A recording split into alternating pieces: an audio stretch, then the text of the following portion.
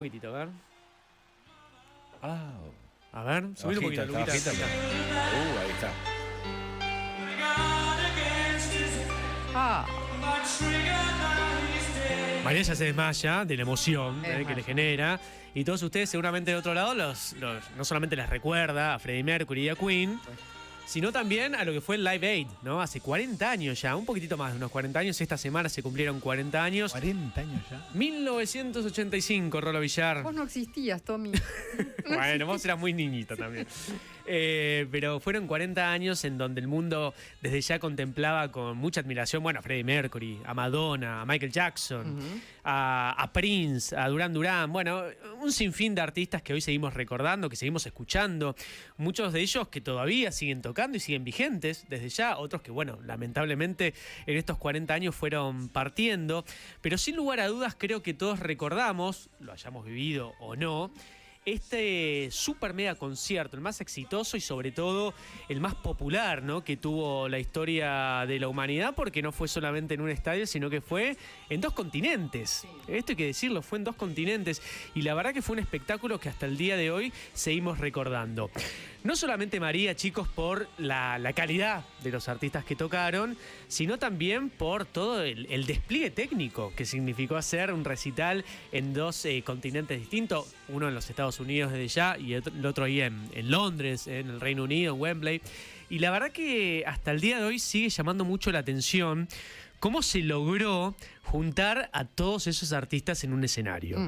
De hecho, estaba viendo, bueno, a todos nos gustan ver algunas veces las efemérides. Esta semana, como les contaba, se cumplen 40 años y es verdad, siguen sorprendiendo algunas perlitas, algunas curiosidades, sobre todo de cómo se juntó la industria de la música en su momento para, bueno, salvar vidas, o por lo menos para ser solidarios con lo que era la hambruna en Etiopía, que es verdad, África sigue siendo hoy en día el continente más atacado por lo que es el hambre y demás, pero sin lugar a dudas, en mitad de los 80, se convirtió en uno de los países que más sufría justamente este tipo de situación. De hecho, en todos los noticieros, ustedes recordarán, en los diarios, en los periódicos, bueno, se hablaba de una hambruna que no conocía o que no tenía, digamos, nunca se había vivido de manera tan fuerte justamente. Es por eso que en el 84, un año antes de que se llevara adelante este Live Aid, este concierto espectacular, bueno, un cantante, Bob Geldof, que por ahí algunos de ustedes lo tienen, otros no, por ahí los más jóvenes no lo tienen, que en realidad hay que destacar que no fue, digamos, un super mega artista, no se lo conoce por su música, digamos, de primera línea, ¿sí? Desde ya que tuvo sus bandas, tuvo sus temas característicos, pero no fue uno de los más reconocidos. Bueno, estaba viendo un informe de la BBC, ahí en la tele, ¿no? Desde ya, y vio estas imágenes de hambruna en África y sobre todo en Etiopía. Y claro, al ser músico irlandés él y tener muchos contactos, dijo, che, vamos a juntar a los principales artistas del mundo para primero organizar un tema. Vamos a hacer una bandita con varios de los artistas más destacados y vamos a lanzar un tema que se lanzó en la Navidad de ese año y que tuvo mucho éxito. Siempre con fines solidarios o siempre con este fin de ayudar a los habitantes de Etiopía. Fue tal el éxito que tuvo ese tema que, es verdad, un año después, en el 85, finalmente se hizo este espectacular show. Claro, fue un éxito en todo sentido, pues la verdad que se recaudó una cantidad de plata increíble, millones y millones de dólares. Fue un éxito también porque el estadio Wembley, bueno, con capacidad para 70.000 personas, no solamente estaba lleno, sino que quedó muchísima gente afuera. Lo mismo en Filadelfia, lo que era el JFK Stadium de ese estado, de ese distrito. Y la verdad que fue una maratón de música sin precedentes, porque estuvo YouTube, David Bowie, Elton John, bueno, Queen, como estamos escuchando acá, a Freddie Mercury, Bob Dylan, Mick Jagger, Tina Turner, esto hay que decirlo, Madonna. Bueno, la verdad que fue un éxito espectacular. Y hasta el día de hoy, bueno, sigue siendo el más exitoso sin lugar a dudas. Es verdad que pasaron los años, pasaron 40 años Y no hubo como un show tan importante como el de esa época, pero sí fue, sin lugar a dudas, un show que marcó un precedente, sin lugar a dudas. ¿Por qué? Porque, bueno, después se llevaron adelante otros shows en otros puntos del mundo, con otras por ahí, con otros... digamos, maneras de ayudar, ¿no? Desde ya con las redes sociales desde ya y demás, pero fue un show que marcó, sin lugar a dudas, un antes y un después. Algunas curiosidades que seguramente ustedes ya saben, o por ahí no recordábamos tanto, pero que bueno, siempre está lindo recordar.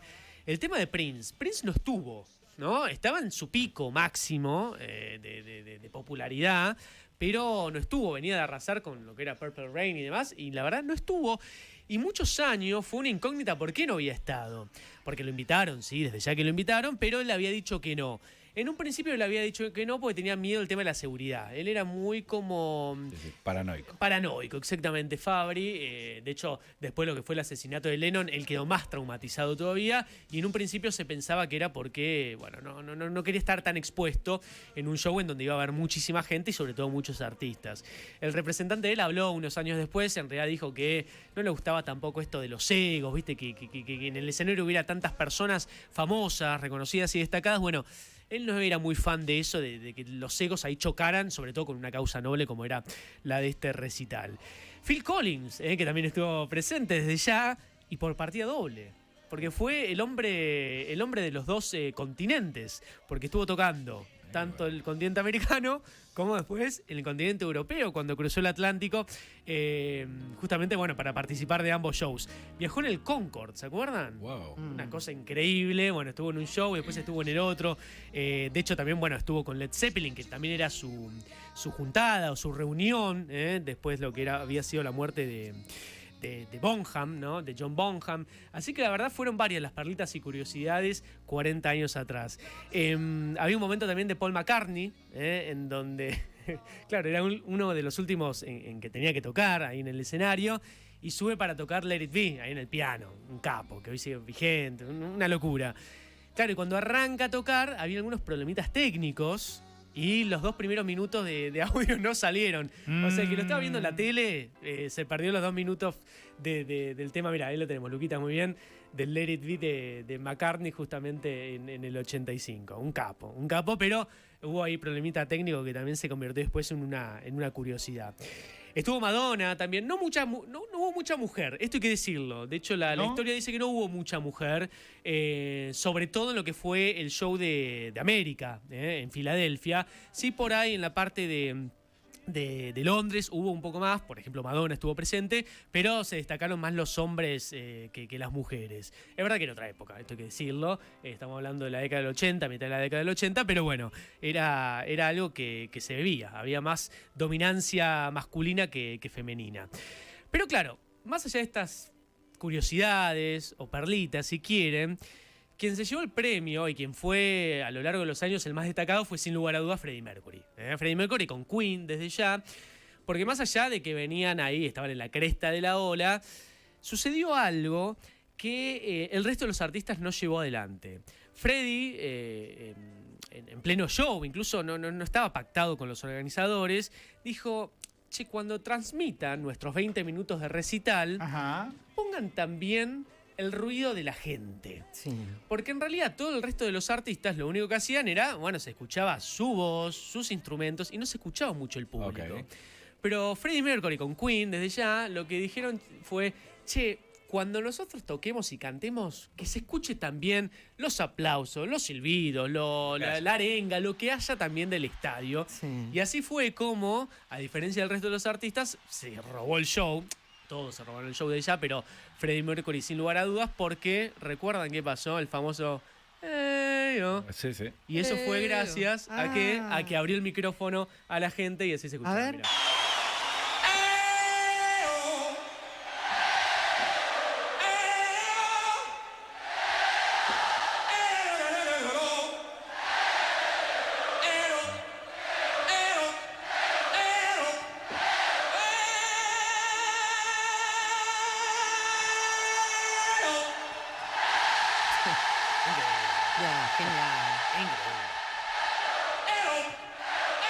Bueno, eso estuvo, Qué lindo recuerdo, qué lindo recuerdo.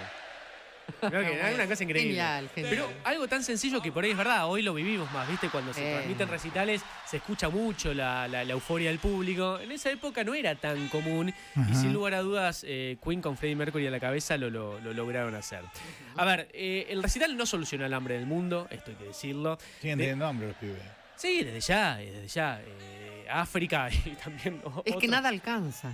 No, nada alcanza, la intención fue buena, recibió muchas críticas, esto hay que decirlo, pues habló también mucho también después de lo que era el desvío de los fondos, él se recaudó mucha plata, pero no todo logró llegar a lo que era África y sobre todo Etiopía, pero sin lugar a dudas fue un show que marcó un antes y un después como marcábamos. Voy a cerrar con esto, porque obviamente quiero meter un poco de actualidad a lo que es esta efeméride hermosa de los 40 años. Claro, le pregunté a ChatGPT, a la inteligencia artificial, ¿quiénes serían los artistas que hoy tocarían en un Live Aid?